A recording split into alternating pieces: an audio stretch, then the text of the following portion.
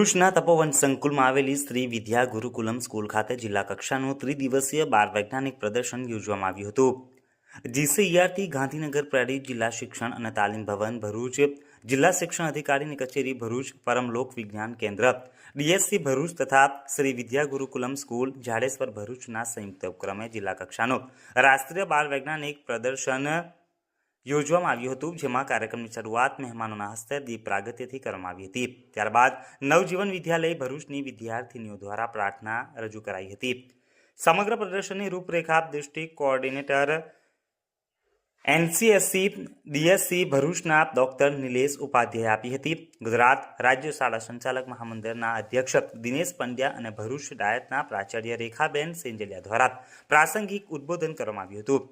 જિલ્લા વિજ્ઞાન સલાહકાર પીબી સંઘવી દ્વારા આભાર વિધિ કરવામાં આવી હતી।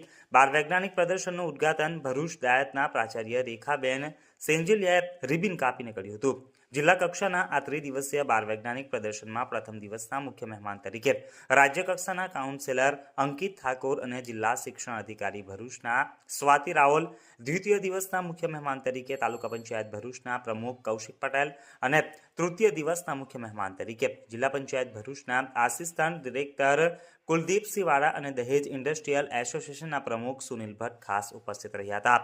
આ કાર્યક્રમમાં રોટરી ક્લબ ઓફ ભરૂચ ફેમિનાના પ્રમુખ સમીના ગુંદરવાડાની વિશેષ ઉપસ્થિતિ હતી। આ બાળ વૈજ્ઞાનિક પ્રદર્શનમાં આમંત્રિત સૌ મહેમાનોએ બાળકોની કૃતિ નિહાળી હતી અને તેમને પ્રોત્સાહિત કર્યા હતા। જિલ્લા કક્ષાના આ બાળ વૈજ્ઞાનિક પ્રદર્શનમાં કુલ 3 એસવીએસમાંથી કુલ 45 કૃતિ સાથે કુલ 41 શાળાઓના કુલ 45 શિક્ષકો અને 90 વિદ્યાર્થીઓએ ભાગ લીધો હતો। આ કૃતિનું નિરીક્ષણ કુલ 10 નિષ્ણાંતો દ્વારા કરવામાં આવ્યું હતું।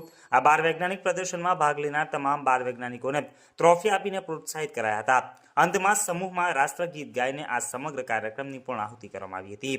આ બાળ વૈજ્ઞાનિક પ્રદર્શનમાં ભરૂચ શહેરની મોટાભાગની શાળા કોલેજના વિદ્યાર્થીઓ, શિક્ષકો, વાલીઓ અને સ્થાનિક લોકોએ લાભ લઈને સમગ્ર કાર્યક્રમને સફળ બનાવ્યો હતો।